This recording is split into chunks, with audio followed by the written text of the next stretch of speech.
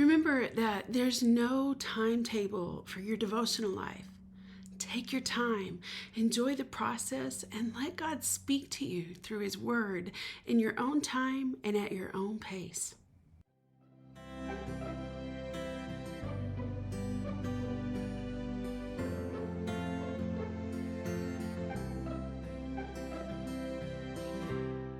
Hey there, friend. Welcome to Beneath the Fig Tree. I'm Rose, and I'm so glad you're here. Like, really a lot. And can I tell you something? We all know that reading the Bible and spending time in prayer are important. They're non negotiable, even.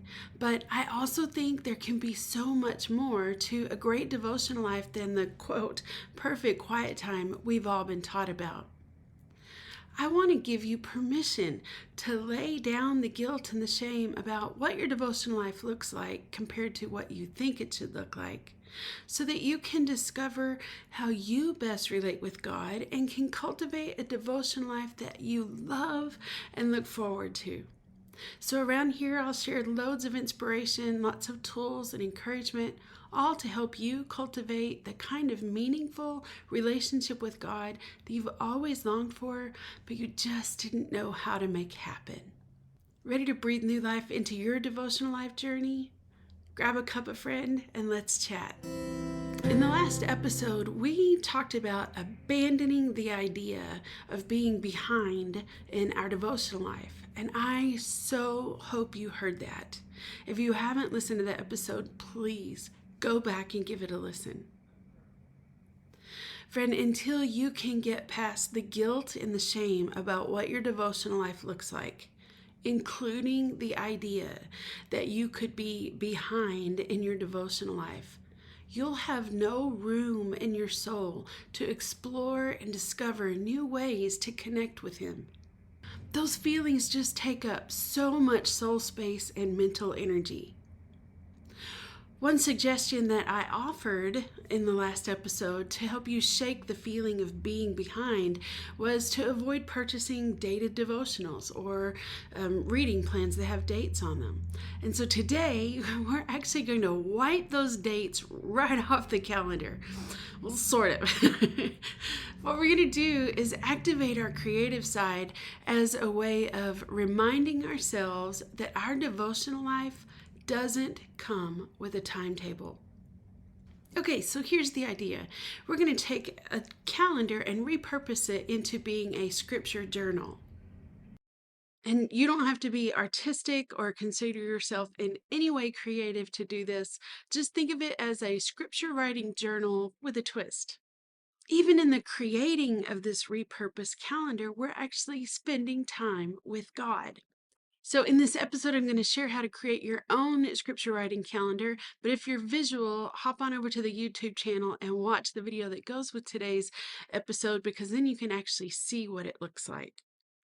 But basically, we'll be covering up the dates to remove the pressure of sticking to a specific timeline. It kind of serves as a visual reminder to us that cultivating a relationship with God isn't bound by a schedule. And that's what our devotional life is, actively pursuing a relationship with God. So here are a few supplies that you might want to gather.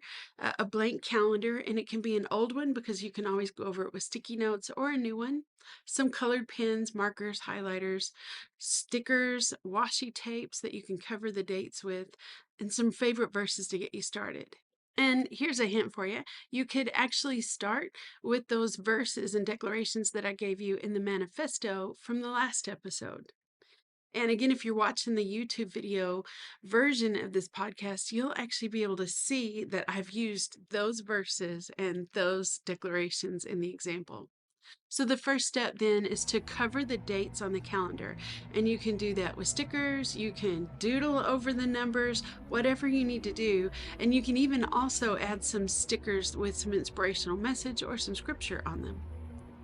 And if you're feeling a little stuck, try turning on some worship music to listen to. It can actually help you to relax and help you to engage with the Father. And then make sure that you involve Him in the creative process. Talk to Him, listen to Him. Okay, so now for the actual scripture writing part. So you just start filling in those boxes from the dates with scripture. Whenever you feel the tug to spend a few moments in scripture or spend a few moments with God, you just choose a passage that speaks to you and write it out in those calendar boxes.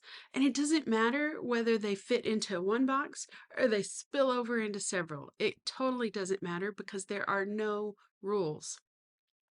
You can choose a different theme for each page, or you can just select passages that are resonating with you in the moment. Whatever works for you. But embrace the freedom.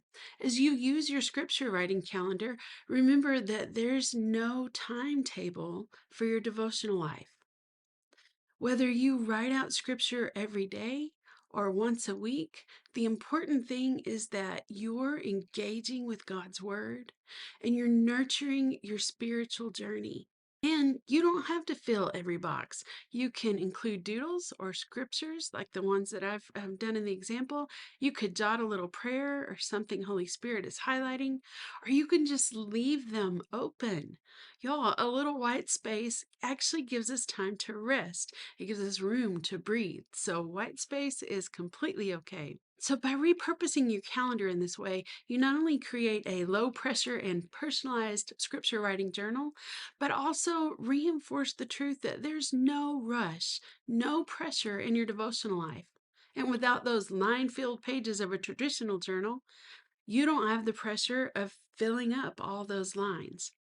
So take your time, enjoy the process. Let God speak to you through His Word in your own time and at your own pace. I hope you feel inspired to try this fun approach to scripture writing and embrace the freedom of devotional life without a timetable. And if you do decide to give it a try, come on over to the Fix Community Facebook group. We would love to see a picture. And don't worry, nobody's judging. We're not looking for pieces of art. We're not looking for masterpieces at all. We just love encouraging each other. And whenever we see what everybody else is doing, it encourages us all. So I really hope to see you over there. So let's cultivate a devotional life you love, like really love. It is possible and it's easier than you think. Chat soon, friend.